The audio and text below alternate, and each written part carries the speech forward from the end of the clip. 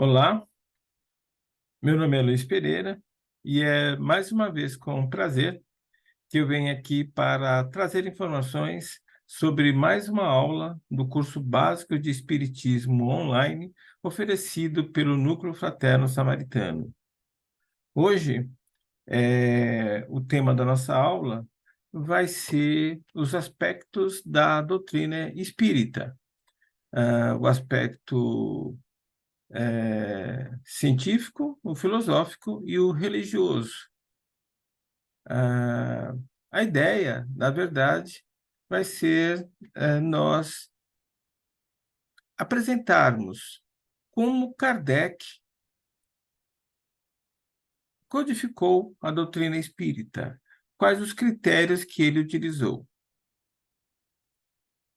Bem, começando então a nossa exposição, nós temos que, primeiramente, fazer uma retrospectiva histórica para entender o contexto em que Kardec viveu. Então, se a gente retroceder a 200 mil anos atrás,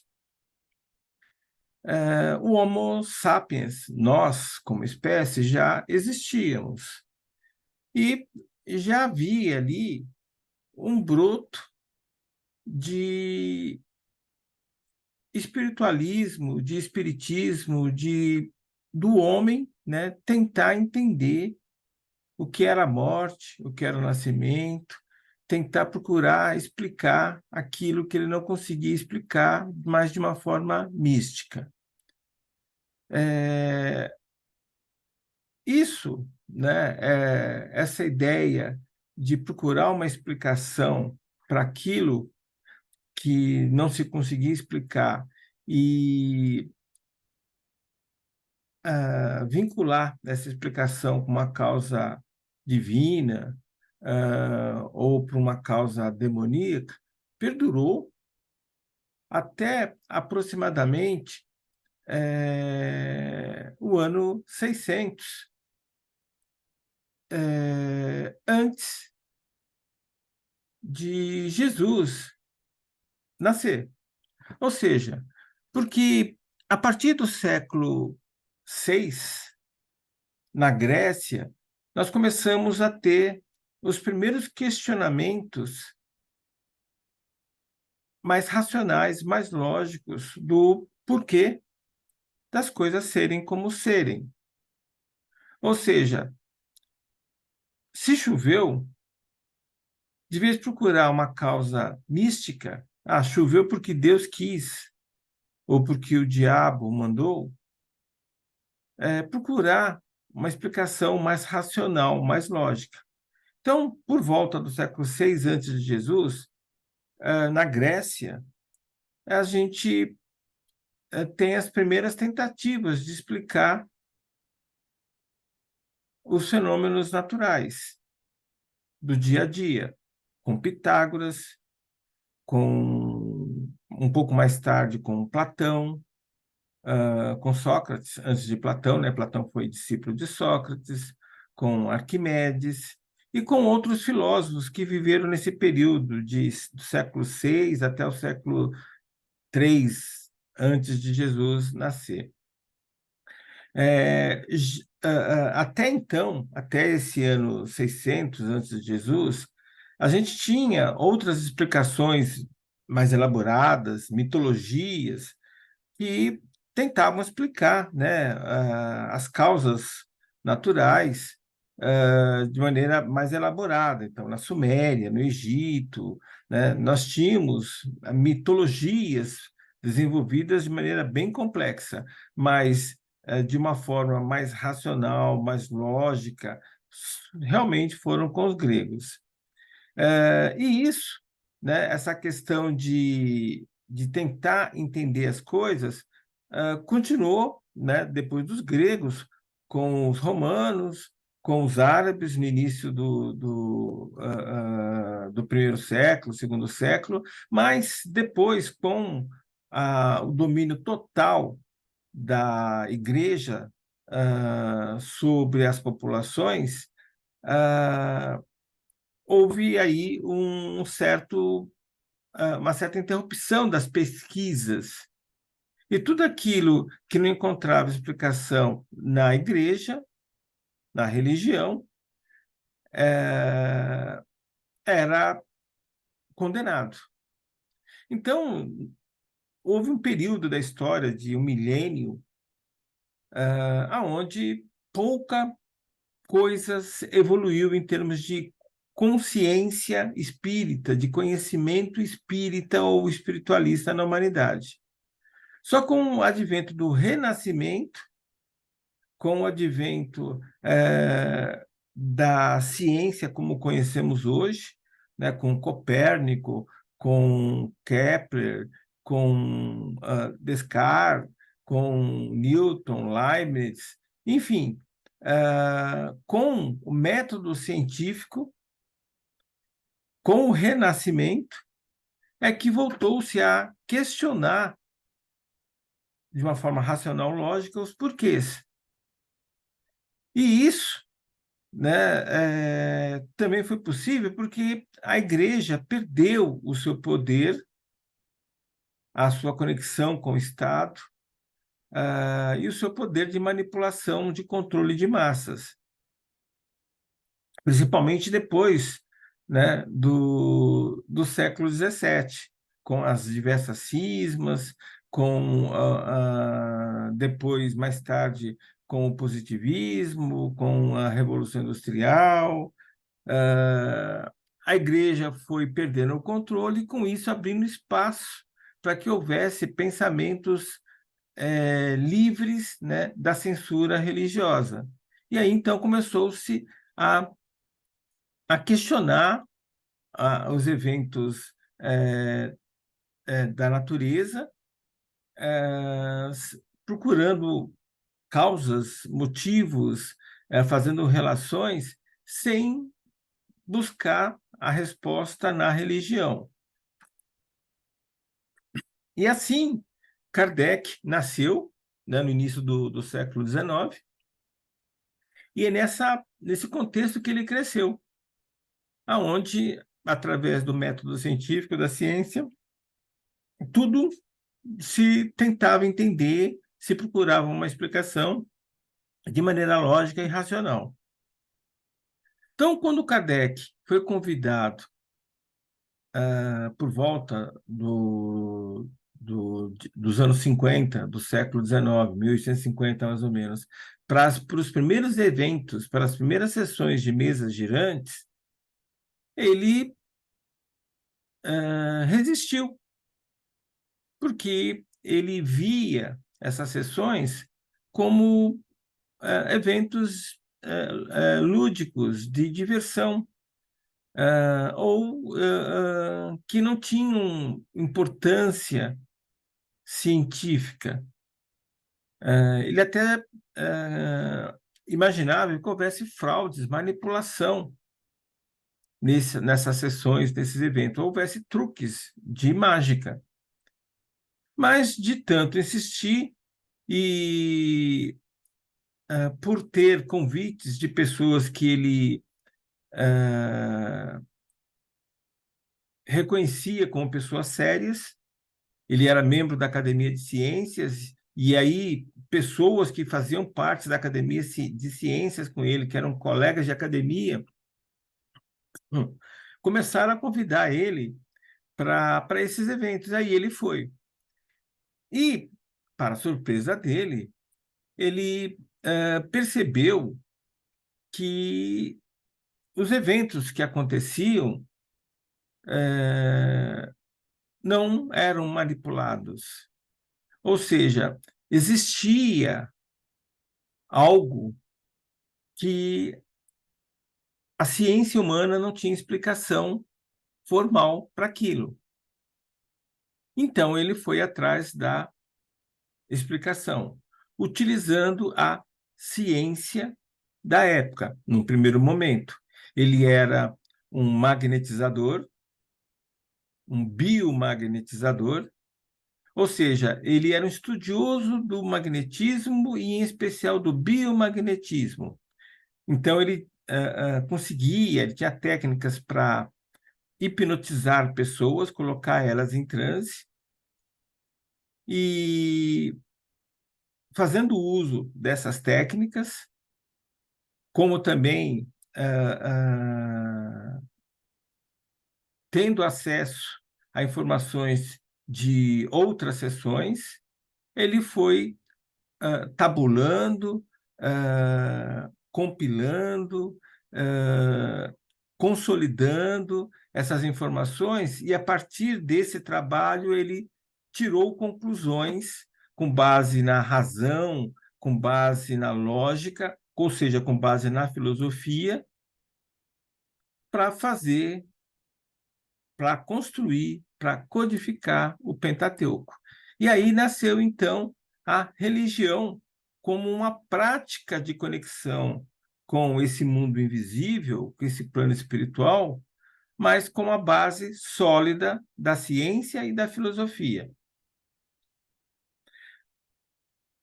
A filosofia como arte de questionar, de fazer perguntas, e a ciência como arte de tentar responder de maneira lógica, racional, através de um método científico, as questões que a filosofia levantava. Só que aí tinha um problema sério, porque a ciência formal trabalha com o mundo visível, com o mundo material. E ele começou a perceber que a causa dos efeitos que ele via, que ele presenciava, não eram do mundo visível, do mundo material. Então, a princípio, ele não tinha como aplicar a ciência formal para tentar levantar o que estava acontecendo. Existiam, então, causas invisíveis. E, no primeiro momento, ele vinculou a essas causas invisíveis a questão do magnetismo, do biomagnetismo humano. Mas, pesquisando mais, ele viu que o biomagnetismo humano, que hoje a gente conhece como animismo, não conseguia explicar tudo o que estava acontecendo. Então, o triple aspecto da doutrina espírita é que ela é baseada, né, ela é construída, né, de maneira sólida na sua base com a filosofia e com a ciência, para desenvolver uma prática religiosa robusta, de conexão com o plano invisível, com as consciências, com as inteligências que não estão vinculadas à matéria, que não estão habitando corpos materiais. E, então, para ele desenvolver as explicações necessárias para aquilo que ele estava testemunhando, ele precisou buscar uma forma diferente de se praticar a ciência. Porque das reuniões que ele começou a participar, ele percebia que o que ele presenciava não podia ser explicado com a ciência formal.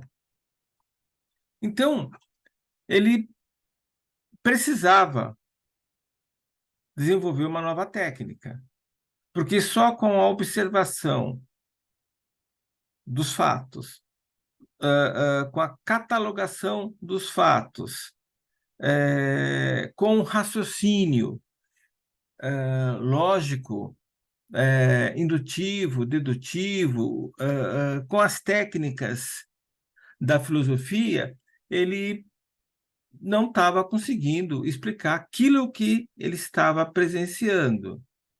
Ou seja, ele via o fenômeno das mesas girantes acontecendo, ele observava isso, procurava indícios de fraude, de manipulação, não encontrava.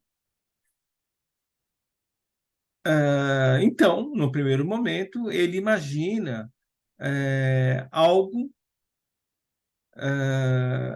que tem a ver com o biomagnetismo, com o animismo, animismo de alma, né? A poderes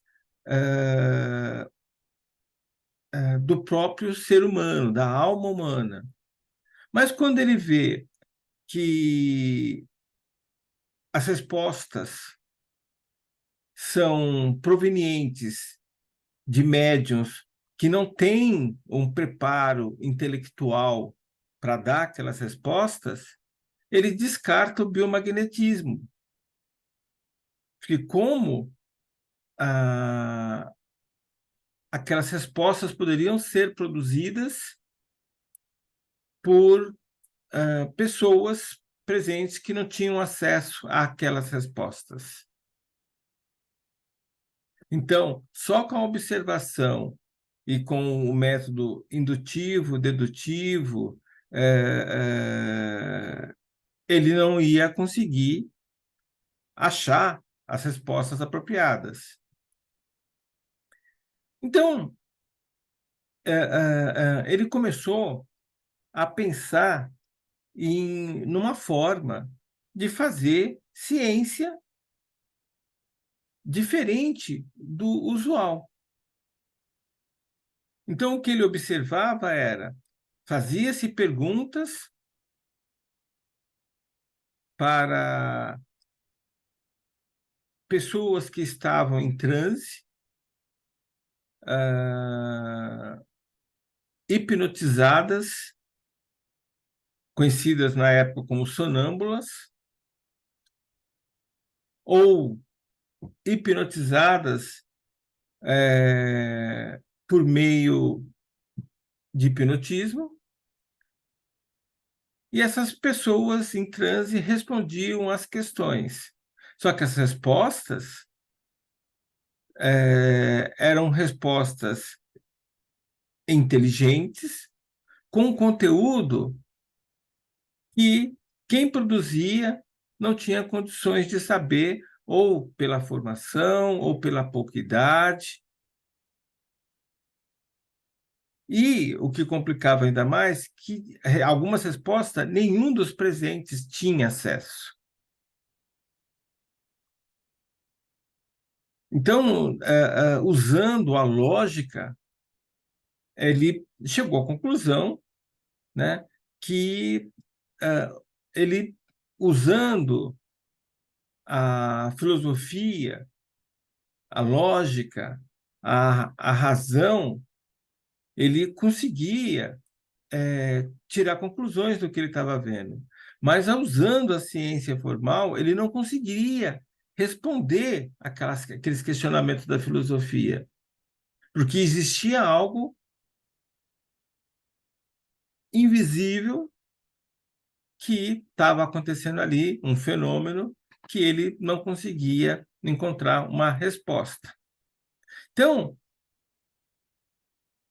a ciência formal, ela é baseada na razão, na lógica, e ela tem uma metodologia para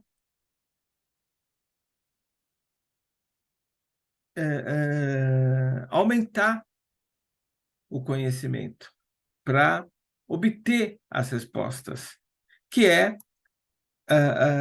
essa metodologia, é você experimentar ou observar e, com base nas respostas, você criar modelos que expliquem aquilo que foi observado. Então, de novo, a ideia da ciência formal é você observa algo que está acontecendo e procura desenvolver uma explicação para aquilo que está acontecendo. Por exemplo, só para facilitar o entendimento, Kardec observa numa sessão de mesa girante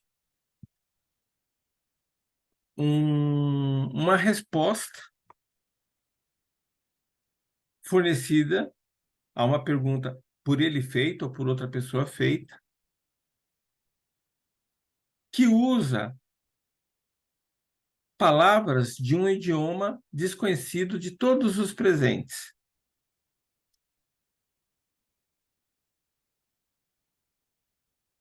Então,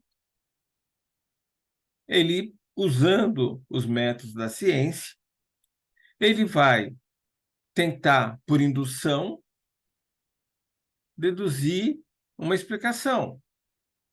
Ou então, se a indução não for possível, por dedução. A indução é quando você vai do detalhe para o macro. A dedução é quando você pega do macro e vai para o detalhe. Nesse caso, por dedução, se a resposta foi dada no idioma desconhecido dos da mesa, ele pode concluir que o que ali está acontecendo não é um fenômeno biomagnético, não é um fenômeno anímico.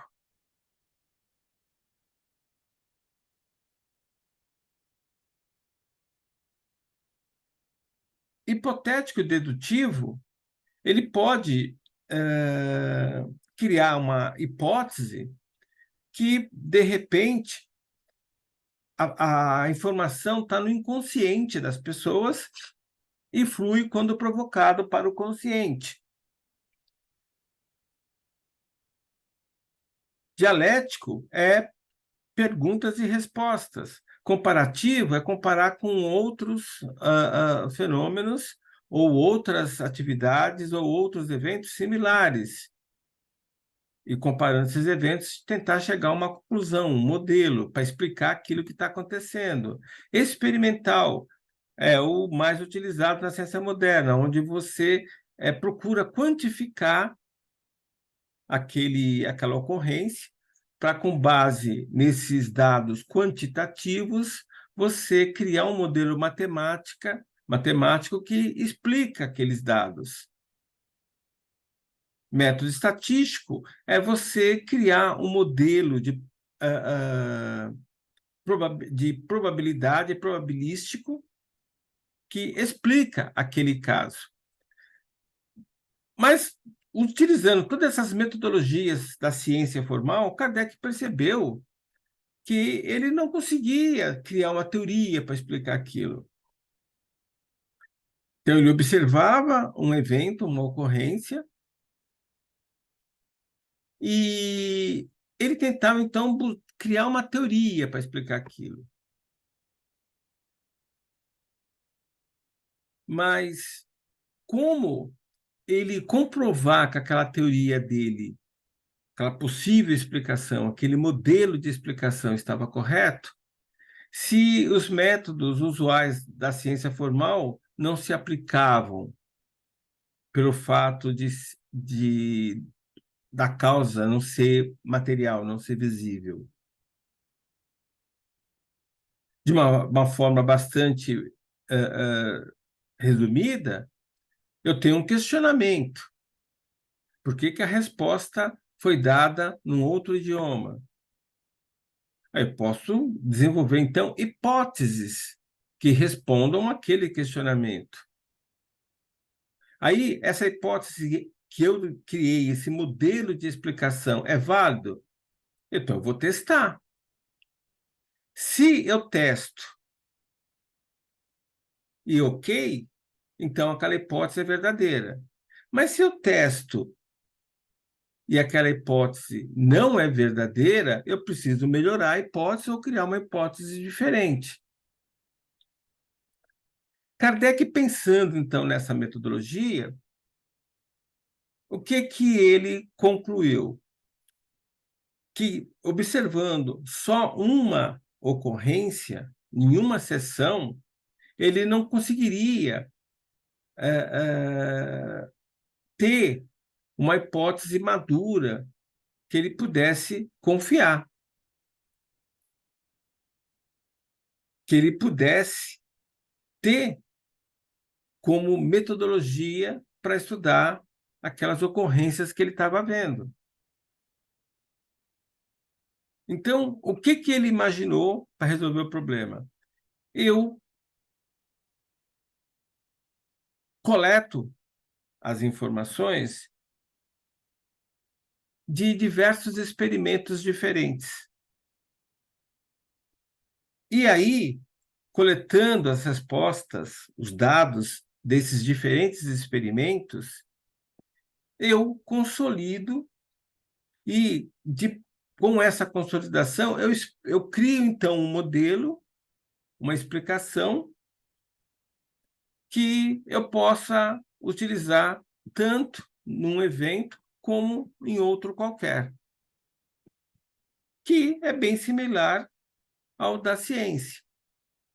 Então, eu solto um objeto no ar num determinado local e eu meço o tempo que esse objeto demorou para cair e meço, né, e meço a altura que esse objeto caiu. Então, eu consigo determinar a sua aceleração. Bem, se essa aceleração, será que é constante? Então, eu vou repetir esse experimento num outro local diferente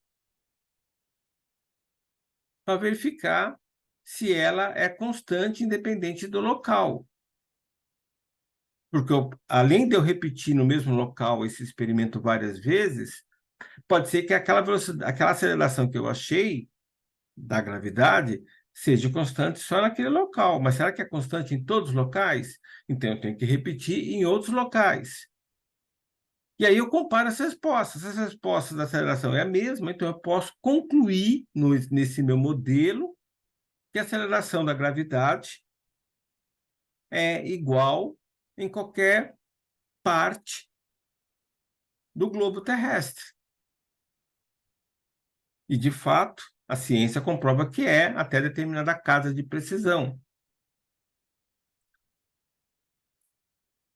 Ele pensou em algo parecido para estudar a doutrina espírita.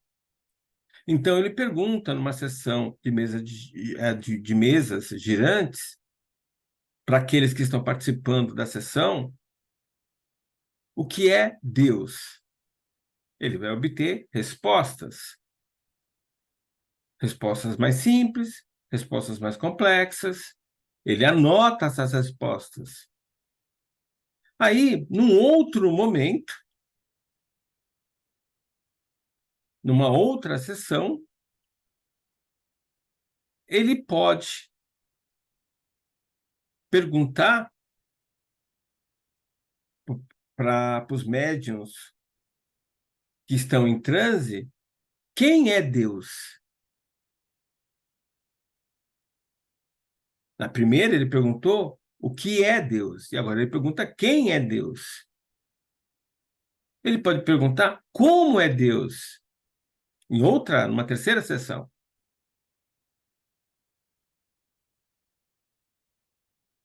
Para ele ter mais informações para desenvolver um modelo mais exato do que para aquela pergunta que ele está fazendo, num outro dia, num outro local, numa outra sessão, numa outra casa, com outros componentes, ele repete a mesma pergunta.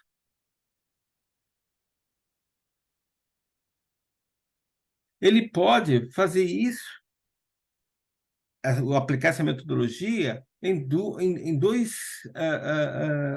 sessões diferentes, em três sessões diferentes, em casas diferentes. Enfim, o fato é que ele vai ter ali uma coletânea de dados, de informações, que permite, então, ele criar um modelo de explicação. Se ele percebe, por exemplo, que a resposta dos questionamentos que ele fez sobre Deus são díspares, não tem nada a ver uma com a outra, ele pode concluir que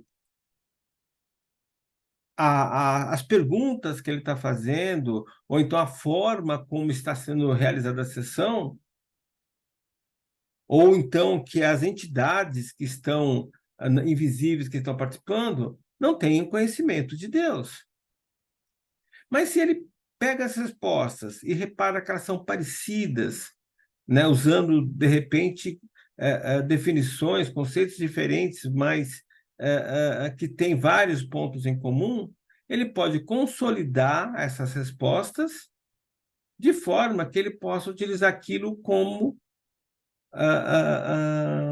uma resposta mais próxima da verdade, porque foi obtida com múltiplas constatações, e não só com uma. Então, ele, com essa metodologia de trabalho, ele desenvolveu, então, uma nova ciência, a ciência espírita, onde as informações são trazidas do plano invisível, do plano espiritual, através de processos mediúnicos, aonde pessoas, espíritos encarnados, são intermediários de espíritos desencarnados que trazem as respostas às perguntas feitas. Analisando as respostas obtidas, ele consolida numa única resposta que está mais próximo da realidade.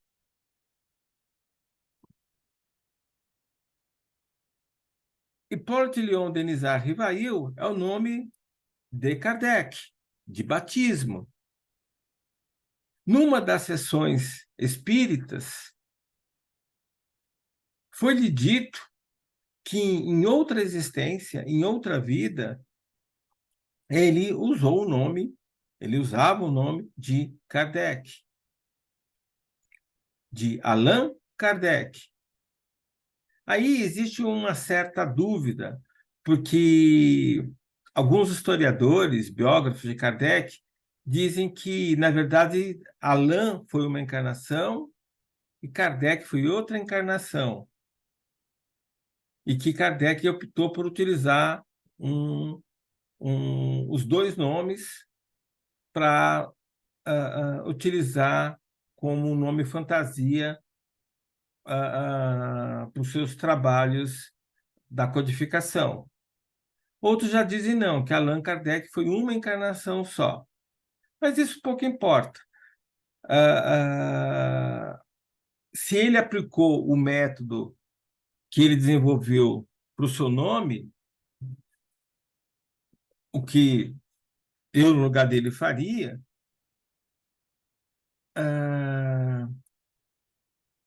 a origem do nome pouco importa, mas a verdade, sim. Ou seja, se o espírito disse que numa sessão mediúnica, que o nome dele era Allan Kardec, ou só Allan, ou só Kardec, mas em uma outra casa, numa outra sessão, com outros médiuns, a resposta que ele obteve foi só Kardec ou Allan Kardec, ele pode concluir que realmente, numa outra existência, ele utilizou esse nome.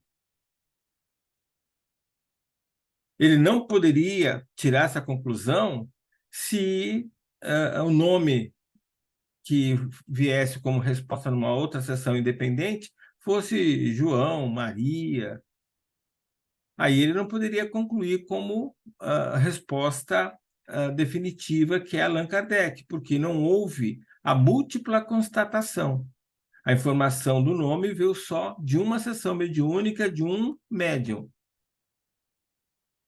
Estendendo, então, essa metodologia, o que para os dias de hoje, toda a informação que nós recebemos através de livros, de palestras, de vídeos, nós devemos buscar confirmação com outros médiuns, outros livros, outros vídeos, outras palestras, de forma que aquela verdade, aquela informação que nós obtivemos, só será considerada verdade se ela for ah, ah, se ela tiver, né, a múltipla constatação.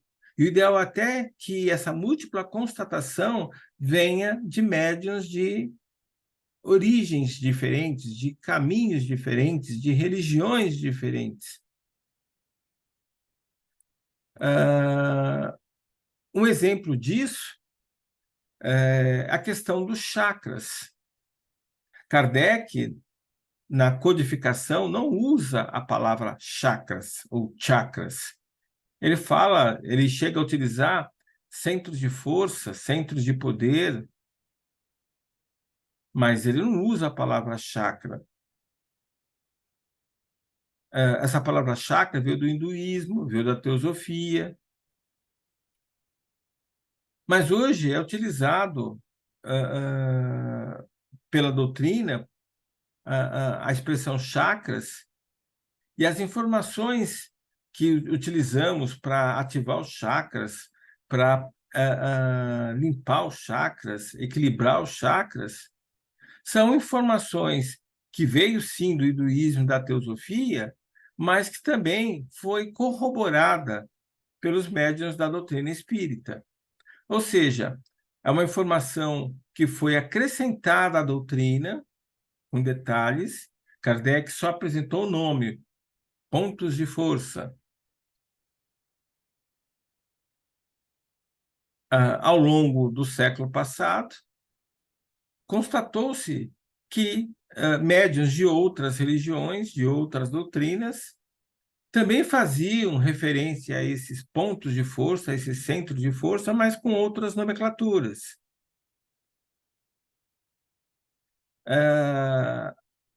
E a descrição e o uso, a finalidade, também foi constatada pelos médiuns da doutrina espírita em sessões espíritas. Então, hoje é aceita como doutrinário o uso de chakras, porque essa metodologia foi aprovada através do processo da múltipla constatação. E é aquilo, né, que a gente sempre coloca. Se é verdade, algo que nós lemos, ou ouvimos, ou vemos, essa verdade não é só para a doutrina espírita, ela tem que valer para todos os espíritos encarnados e desencarnados. A verdade é uma só. Não existe uma revelação, uma informação que só vale para quem é espírita. Então, nós temos sempre que ler algo, ou escutar algo, ou ver algo, sempre colocar esse questionamento. Kardec deixa isso claro, principalmente no prefácio do Evangelho segundo o Espiritismo, onde ele apresenta a metodologia que ele desenvolveu, chamada de CUI, Controle dos Ensinamentos dos Espíritos, Controle Universal dos Ensinamentos dos Espíritos. Então, nós precisamos ter sempre essa consciência, porque agindo dessa forma, nós vamos poder realizar uma prática religiosa, desenvolver uma religião, uma ação de conexão com o plano invisível, com a espiritualidade, com o divino, de maneira livre de qualquer mistificação, de qualquer dogmatização, de qualquer liturgia, de qualquer rito. Nós não vamos precisar de intermediários, de pastores, de sacerdotes, de padres, de mestres, para nos conectar, para realizar a nossa prática religiosa, porque ela vai estar bem embasada, a prática é robusta, ela é feita, né? Ela é construída, baseada em filosofia e em ciência. Então, quando nós entendemos essa metodologia de Kardec, né, onde a verdade é um consenso universal, aonde existe a concordância das comunicações dadas por médios diferentes ao mesmo tempo e em vários lugares sobre o mesmo assunto, como está colocado no slide, a gente fecha a conta, vamos colocar assim. A informação obtida é lógica, é racional, faz sentido. Não é produto de mistificação, de idolatria. E hoje nós temos que tomar muito cuidado com isso, porque muitos de nós idolatram Chico Xavier, idolatram Divaldo, que realmente são grandes médiuns, grandes seres humanos, grandes espíritos. Não se questiona isso.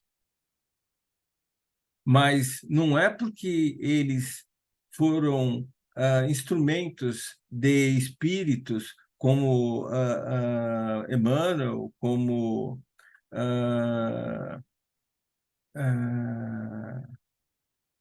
André Luiz, enfim, que são, com certeza, espíritos evoluídos,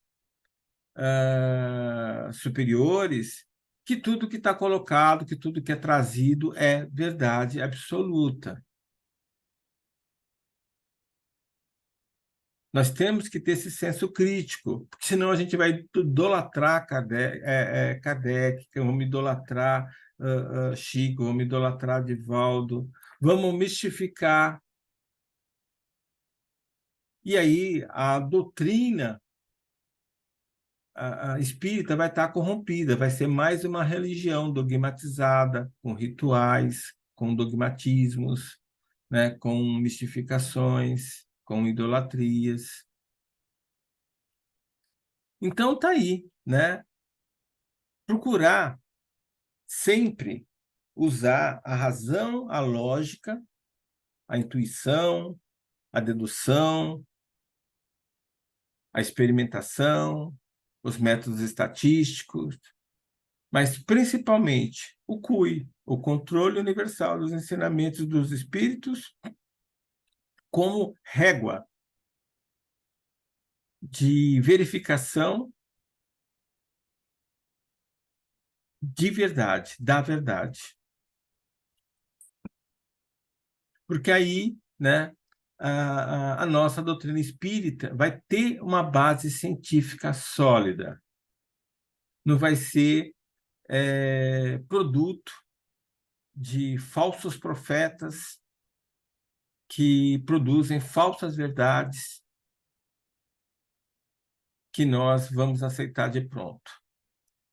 Eu trago agora alguns vídeos que reforçam essa questão da existência do plano invisível, da existência do plano imaterial, do poder que tem o que nós pensamos e sentimos, ou seja, do lado invisível, imaterial, que todos nós temos.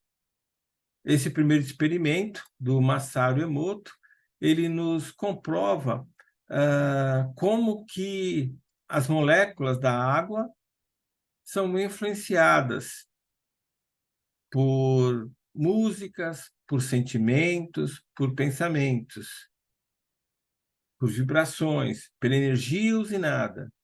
No segundo vídeo, a gente vai colocar como que o universo que está à nossa volta é influenciado pelo que falamos, pelo que pensamos, pelo que sentimos, pelo que fazemos. Então vamos lá, os dois vídeos. In this experiment, Dr. Emoto's researchers used a glass of Tokyo tap. In this experiment, Dr. Emoto's researchers used a glass of Tokyo tap water, which seems to be unable to form crystals, and performed a test. Participants placed the glass in the center of their circle and sent gratitude to the water. Studying the water under the microscope, they started to see a crystal formation.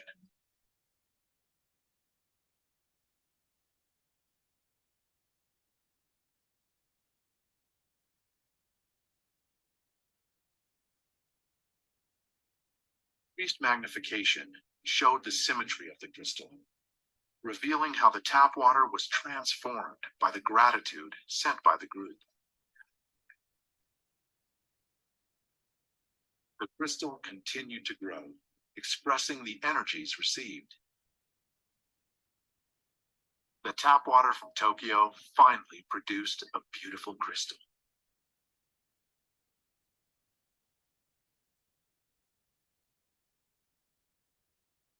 It was interesting to see children so completely astonished after they witnessed the difference in Tokyo tap water, before and after they sent the prayer. Their mothers were kind of skeptical before this experiment. But afterwards, they said, we really have to believe it.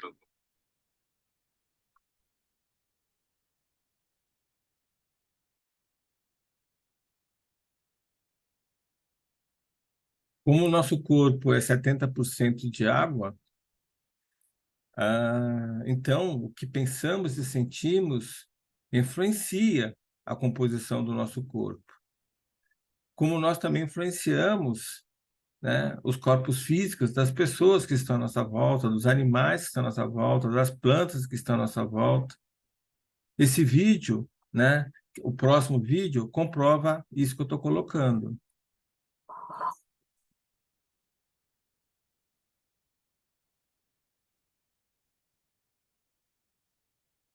Dois frascos têm exatamente a mesma quantidade de arroz cozido. Os vidros foram vedados 60 dias atrás e armazenados no mesmo local.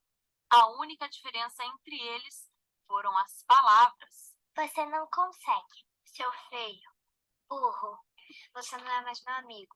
Eu gosto de você. Você é um anjo. Você consegue. Você é capaz. Eu sou seu amigo. O que recebeu as palavras negativas apodreceu. Já o vidro, com as palavras positivas, conservou o arroz. A iniciativa foi da professora Ana Paula, que dá aula de relaxamento para as crianças. Dentro de uma faixa etária, eles acabam gerando aqueles conflitos de gênero, né? As meninas contra os meninos, e eles acabam se ofendendo de maneira assombrosa. A questão de você é um chato, eu não sou mais seu amigo, eu não quero você perto de mim. Então, essas coisas acabaram acendendo em nós uma questão para poder trabalhar com eles, de que as palavras que eles lançam uns contra os outros e até mesmo para si, elas têm bastante interferência na vida deles no dia a dia. O experimento foi realizado com base em um vídeo da internet, mas aqui o objetivo não era entender exatamente o que aconteceu com o arroz. De qualquer forma, o resultado já serviu para melhorar o comportamento das crianças. Eles têm tomado mais cuidado com relação às coisas que falam para si e as coisas que falam para os outros, né? Muitos deles, muitas turmas acabam falando assim, meu pai sempre falava muito, brigava muito no trânsito, então tem tomado mais cuidado com relação a isso, porque eles têm interferido dentro de casa, né? O arroz bom, ele não apodreceu porque a gente falou coisas boas, mas esse apodreceu porque a gente falou coisas negativas, então ficaria bem doente a gente, se a gente ficasse falando. Então é melhor sempre falar coisas boas uns para os outros. É melhor sempre assim. Eles entenderam direitinho a mensagem que a professora tentou passar. Se a gente falar alguma coisa muito má para uma pessoa, ela pode ficar muito chateada e magoar por dentro dela, mas se a gente falar uma coisa positiva e boa, ela fica mais feliz. Se a gente começar a tratar mal, até a nossa família, se a gente começar a falar mal delas, a gente pode até perder ela. A psicóloga explica que o trabalho feito na escola é muito benéfico, porque é justamente nessa fase que as crianças começam a desenvolver as características que vão acompanhá-las para o resto da vida. Quando elas estão na idade escolar, é onde a gente até costuma dizer, né, os neurologistas dizem que o cérebro delas funcionam como uma esponjinha. Tudo que a gente apresenta para elas, elas vão absorvendo. Então, se a gente já desde pequeno ensina para elas a importância delas se tratarem bem, delas observarem as coisas positivas que os amigos têm, as coisas boas que elas fazem, né? Isso é bem importante. Quando a gente fala coisas negativas pra gente mesmo, a gente fica. Ver algo dá um sabor no coração. Já a positiva já fala.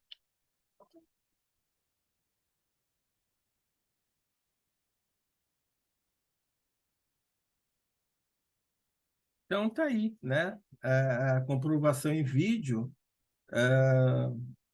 da importância da gente vigiar o que pensa, o que sente, o que fala, o que faz, porque a gente influencia e somos influenciados, né, pelas nossas obras, por aquilo, né, que usinamos em termos energéticos e enviamos. Ou seja, tá aí uma comprovação que existe eventos que têm origem no invisível, no plano espiritual. Então, a doutrina espírita, sim, né, tem base científica, apesar que a ciência formal não reconhece a ciência espírita, mas não reconhece por culpa nossa mesmo, como espíritas, de esquecermos, né, da base científica da doutrina. Aqui no Brasil mesmo, as pessoas valorizam muito pouco a parte racional, lógica da ciência espírita, da filosofia espírita, e se vincula muito à religião. A religião é importantíssima, é o resultado, é o produto da prática espírita. Mas essa religião, para ser uma prática positiva, construtiva, transformadora, tem que ter essa base sólida, tem que ter ciência e filosofia. Senão é mais uma religião como uma outra qualquer. Esse outro vídeo, né, nos fala justamente do poder, né, do passe mediúnico. Pesquisadores de 2 universidades em Uberaba avaliaram durante 3 anos os efeitos do passe espírita em pacientes internados em hospitais. Os resultados foram surpreendentes.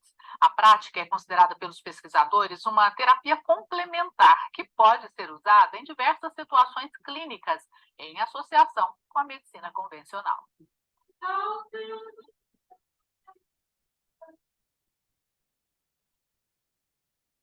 Passe, segundo a doutrina espírita, é uma transferência de energia. Com a imposição das mãos sobre a cabeça das pessoas, o médium trata o lado espiritual de quem recebe o passe. A Rosângela veio em busca de purificação. É como se as mãos deles estivessem tirando tudo de ruim e dando clareza. É muito mágico, é muito bom. O Vanderlei é médium passista. Para dar o passe é preciso estar bem de saúde física e em equilíbrio espiritual. Todos nós temos magnetismo e o passe espírita é magnético. Nós temos energia. Como que a gente sabe que tem energia? Fazendo eletrocardiograma, eletroencefalograma. Então, nós temos eletricidade no nosso corpo. E é essa transposição que a gente faz para a pessoa que está tomando o passe naquele momento. Essa transferência de energia pelo passe é amplamente estudada no mundo todo, independentemente da religião. Na doutrina espírita, na hora que se oferece o passe e nas outras atividades, não tem essa abordagem qual religião, de qual credo, qual crença, né? Então as pessoas vêm livremente para receber os passes, receber uns fluidos que irá favorecê-la. E será que a energia espiritual pode ajudar na cura de doenças? É o que pesquisadores de 2 universidades em Uberaba, no Triângulo Mineiro, querem provar. Há 3 anos, o grupo composto por médicos, estudantes de medicina, outros profissionais da área de saúde e voluntários de centros espíritas aplicam o passe em pacientes internados em hospitais. Tudo com autorização dos pacientes ou de familiares. A pesquisa avaliou os efeitos do passe nos pacientes, levando em consideração fatores psicológicos como ansiedade, depressão e sensação de bem-estar, e fatores fisiológicos como a intensidade da dor, a tensão muscular e frequência cardíaca. Os resultados foram surpreendentes. Nosso objetivo principal é comprovar cientificamente, né, os efeitos do passe espírito na saúde dos indivíduos, tanto em recém-nascidos como em adultos.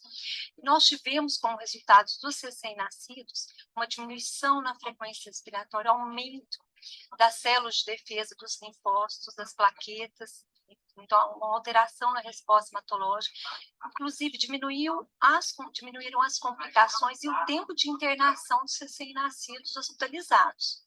Na UTI neonatal do Hospital de Clínicas da Universidade Federal do Triângulo Mineiro, acompanhamos o grupo de voluntárias que dão passe em recém-nascidos. Antes acontece um ritual de preparação, o que elas chamam de energização espiritual. Depois disso, elas ficam em silêncio e entram na UTI. Fazem todo o processo de higienização, que é uma regra do hospital para se aproximar dos recém-nascidos. A mãe de um dos bebês nos autoriza a gravar o momento do passe. 2 voluntárias impõem as mãos na direção da pequena Annalise, que já estava há 1 mês e meio internada. Ela nasceu prematura e teve complicações nos rins. Pelo menos 3 vezes na semana, ela recebeu um passe espírita. A mãe também ganhou a terapia espiritual. Ajuda bastante, viu? Eu, cada dia mais, estou vendo que Deus está ajudando bastante. Segundo a pesquisa, os recém-nascidos internados na UTI que receberam o passe ganharam alta, em média, 7 dias antes dos bebês que não foram submetidos à terapia espiritual e tinham problemas semelhantes. Nos adultos, os resultados também surpreenderam. Os efeitos, tanto em adultos internados na enfermaria da clínica médica, quanto nos cardiopatas, os efeitos foram muito similares. Houve redução da tensão muscular, houve redução da ansiedade, da depressão, nós encontramos os pacientes hospitalizados, os adultos, e aumento da sensação de bem-estar.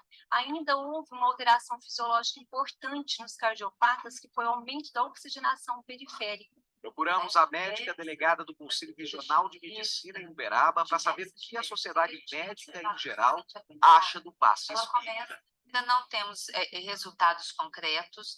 As pesquisas científicas que envolvem espiritualidade, elas são as mesmas, elas seguem os mesmos padrões de pesquisas científicas, com orientação de quem está sendo pesquisado, conscientização, seguindo normas específicas das comissões de ética e de pesquisa das universidades, mas ainda não temos nada de concreto em relação a esses estudos. Estudantes de medicina da Universidade de Uberaba chegaram a criar a Liga da Espiritualidade. Acompanhamos o ritual do grupo. Entre estas, quantas pessoas? Eles se reúnem 1 vez por semana para dar passes em pacientes internados no hospital universitário. O trabalho é voluntário. De quarto em quarto, pela ala da enfermaria, eles oferecem a terapia espiritual, mas nem todo mundo aceita. Acabamos de entrar naquele quarto e só tinha uma paciente e a gente explicou para ela que é o passe espírita. Porém, ela é evangélica, ela não aceitou. Então, a gente agradece, né, e vai para o próximo quarto. Ao todo, 81 pacientes foram convidados a participar da pesquisa. 9 se recusaram. A aceitação do passe foi de quase 90%. O trabalho científico deverá ser publicado em breve em uma revista internacional da área médica. Para a gente, enquanto estudantes, no meu ponto de vista, é um momento valioso, porque às vezes a gente vem nos quartos, acompanha os leitos, os familiares, mas não tem a oportunidade de perguntar como que o paciente vai de forma tão intensa. Quem tem a oportunidade de trabalhar com passe aqui vê no dia a dia. Acontece que em alguns leitos que a gente vai, os pacientes ficam muitas semanas internados e a gente vê eles semanalmente. E a gente consegue perceber no momento do passe, quando a gente chega, o sorriso, a receptividade que eles têm com a gente, e a gente vê que isso faz toda a diferença no dia a dia deles, no tratamento. O passe espírita é considerado uma das práticas de terapia complementar, que são utilizadas em diversas situações clínicas e em associação com a medicina convencional, jamais em lugar dessa. O que não pode é confundir espiritualidade com religião, que não pode é tentar confundir o ato médico com essas ações. Uma das pesquisas já foi publicada no fim de agosto numa revista americana especializada.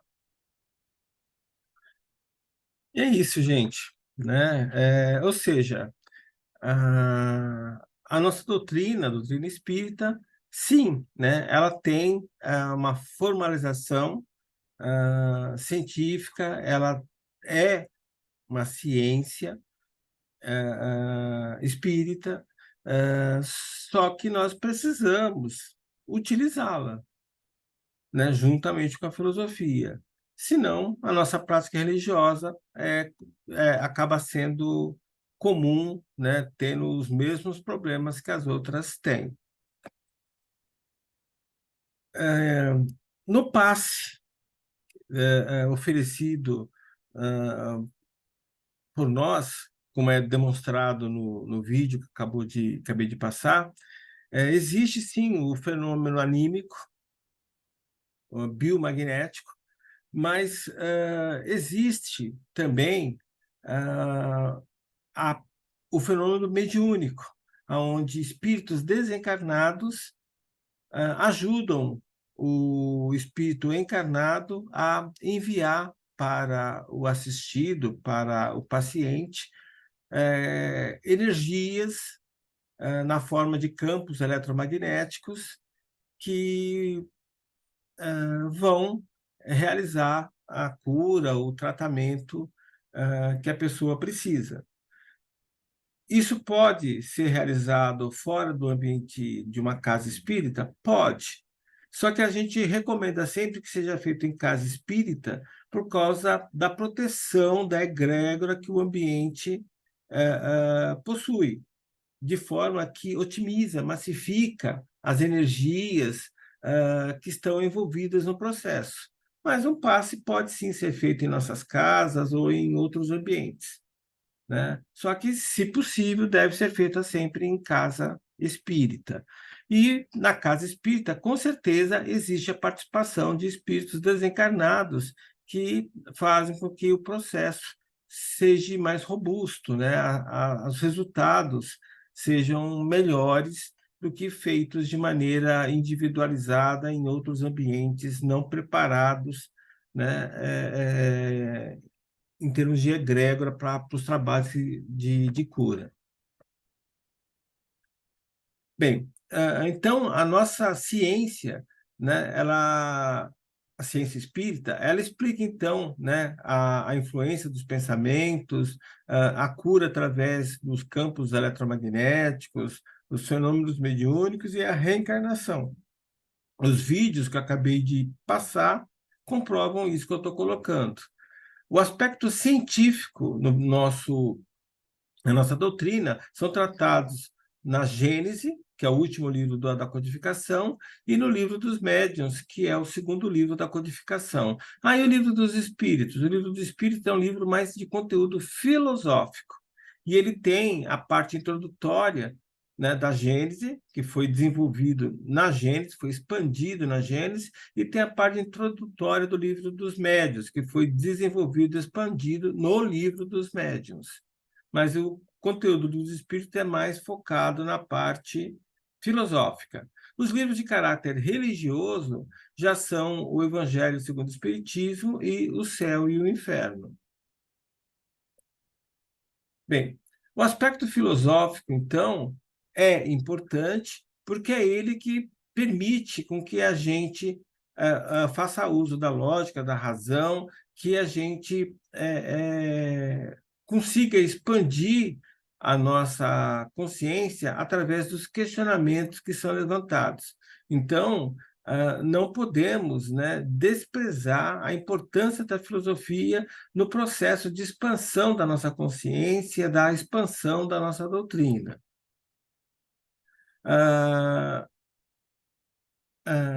O Livro dos Espíritos, né, como eu já coloquei, é um livro basicamente filosófico.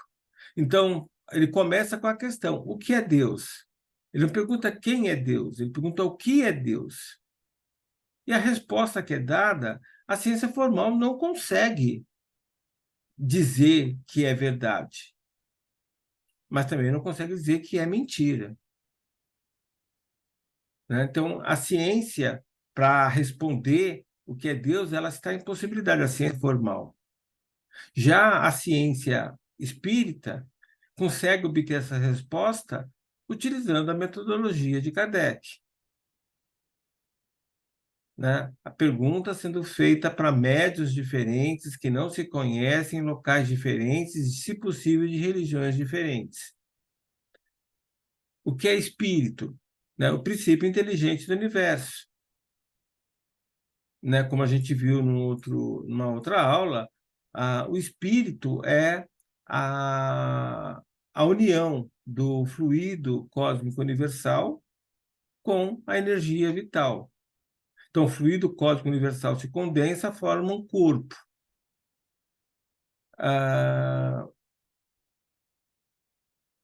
O princípio inteligente se vincula a esse corpo, né? E a energia vital é que proporciona a vida, a ânima para esse corpo material ganhar movimento, ganhar forma. Então, o Livro dos Espíritos vai, questão a questão, levantando perguntas que o homem sempre procurou respostas. O que somos, de onde viemos, para onde vamos, qual a finalidade dessa vida, porque as coisas são como são.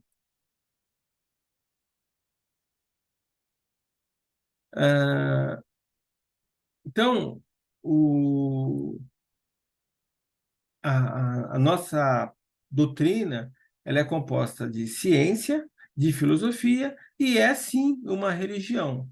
Não é uma religião formal como as outras religiões, né? Pelo menos não deve ser assim. Esse é o problema.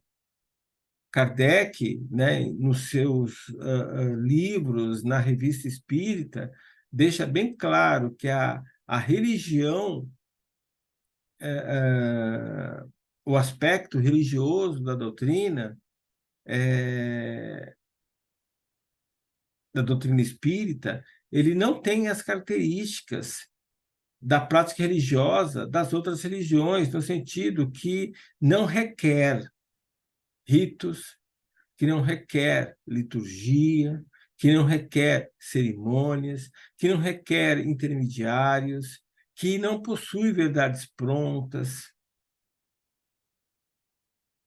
Então, sim, nós podemos dizer que a doutrina espírita é uma religião no sentido que ela nos permite realizar uma prática religiosa de conexão com o plano invisível, né, com o Espírito Divino, mas livre daquilo que normalmente as religiões formais possuem, que causam os problemas de idolatria, mistificação, dogmas e etc. Então, dependendo do contexto, a gente pode dizer que a doutrina espírita é ou não uma religião. Na maioria das vezes, é mais fácil a gente colocar a doutrina, até para evitar discussões infrutíferas com outras pessoas, colocar que a nossa doutrina é uma religião. Mas sempre que possível, né, destacar essas diferenças da nossa prática religiosa com a prática religiosa realizada por outras religiões. Então, Kardec, né, responde essa questão. O Espiritismo é uma religião? Ele coloca. Por que, então, declaramos que o Espiritismo não é uma religião? Por isso, só temos uma palavra para exprimir duas ideias diferentes e que, na opinião geral, a palavra religião é inseparável da ideia de culto, revela exclusivamente uma ideia de forma, e o Espiritismo não é isso. Nós não temos culto, não temos liturgia, não temos ritos. No sentido filosófico, o Espiritismo, sim, é uma religião. E nós nos ufanamos disso, porque ela é a doutrina que funda os laços da fraternidade e da comunhão de pensamentos, não sobre uma simples convenção, mas sobre as mais sólidas bases, as leis da natureza. Ou seja, ela é racional, ela é lógica, ela não vai contra a ciência. Inclusive, Kardec fala que a doutrina espírita tem que ser dinâmica, para dialogar com a ciência, poder encarar a ciência face a face. Consideramos, então, a doutrina uma religião quando estabelece um laço moral entre os homens, conduzindo-os em direção ao Criador, mediante a vivência dos ensinamentos morais do Cristo, de Jesus. Então, na verdade, todas as religiões, incluindo a nossa doutrina, são caminhos que levam à iluminação. São caminhos diferentes, adequados para o nível evolutivo de cada espírito que percorre esse caminho. Ou seja, essas práticas religiosas, as religiões, a gente não pode classificá-las de forma que uma seja melhor que a outra. São simplesmente opções diferentes de caminhar, de pensar, de sentir, de ver o mundo, de perceber o divino. Mas todas são válidas, porque são adequadas ao nível de consciência e de evolução de cada espírito que caminha essa estrada evolutiva. Bem, o aspecto religioso da doutrina é importante porque auxilia o homem em sua evolução moral, seguindo os preceitos de Cristo, buscando a fraternidade entre todos. Jesus, né, trouxe justamente isso, né? A mensagem de fraternidade, que todos nós somos irmãos e que, por isso, devemos viver em amor e em paz. O aspecto religioso, como eu já coloquei, ele é tratado no livro Céu e Inferno e no Evangelho segundo o Espiritismo. Então, para finalizar,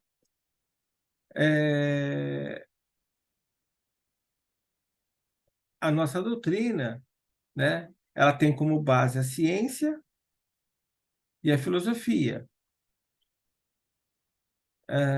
Mas ela também tem um aspecto religioso. A ciência não se opõe à religião. Na verdade, são revelações diferentes. Então, a doutrina espírita tem dois aspectos com relação à revelação. Um é o aspecto divino, que é a religião espírita, e o outro com relação à humanidade, que é o aspecto científico. Então, tem a revelação científica, que nos permite conhecer, tomar ciência do plano invisível, do plano espiritual e das relações com o plano material, o plano visível, e tem a religião, que nos permite realizar uma prática religiosa sólida, lógica, racional, não baseada em fé cega, porque tem bons alicerces, que é a ciência e a filosofia. Né? Então, como, né, já foi colocado já até de maneira redundante, a religião sem ciência resulta em dogmatismo, em falsas verdades. Então, a religião precisa da ciência. A ciência sem a religião resulta em belicismo, falta de ética, falta de moral. A ideia da doutrina é justamente permitir com que esses dois aspectos se complementem, de forma a permitir a nossa evolução de maneira otimizada. Então, a nossa doutrina é ciência, nós precisamos nos convencer disso, praticando ciência, no nosso estudo, na expansão do nosso conhecimento a respeito da doutrina. A doutrina é religião, que nos permite nos conectar com os planos invisíveis e com o divino, e é filosofia.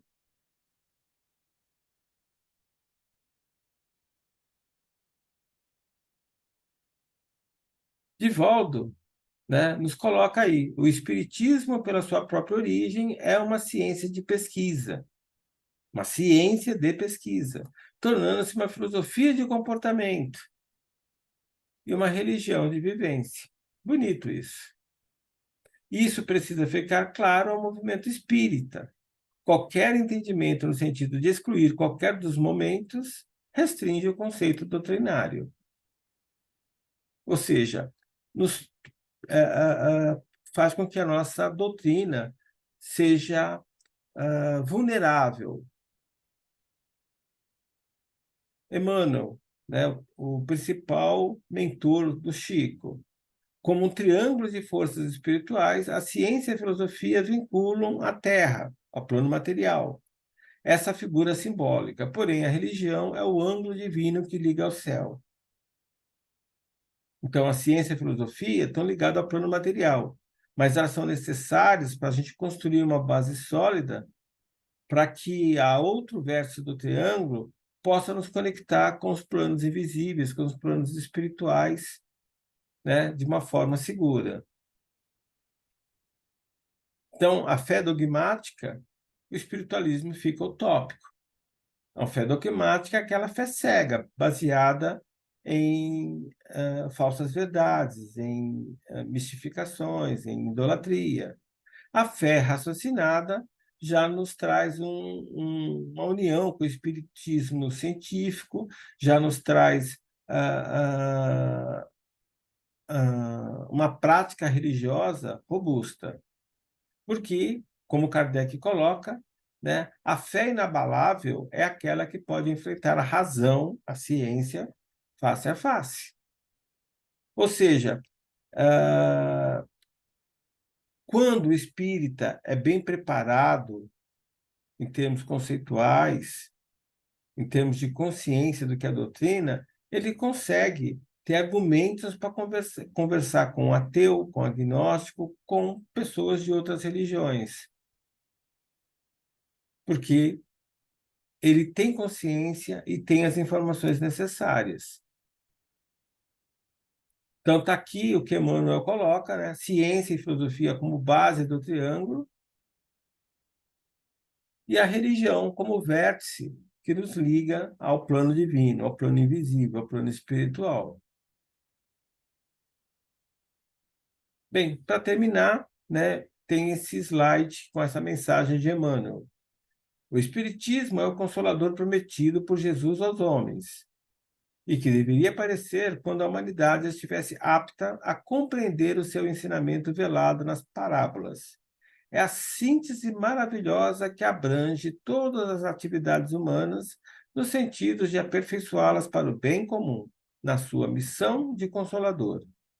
E é o amparo do mundo nesse século de declive. Só ele pode, em sua feição de cristianismo, redivivo, apontar aos homens o seu verdadeiro caminho. Bem, está aqui a bibliografia, né, utilizada para construir essa apresentação. E então, como conclusão da nossa aula, é importante, então, nós destacarmos que, para nós termos uma prática religiosa robusta, que nos permita conectar com o plano invisível, com o plano espiritual, praticando uma fé raciocinada, praticando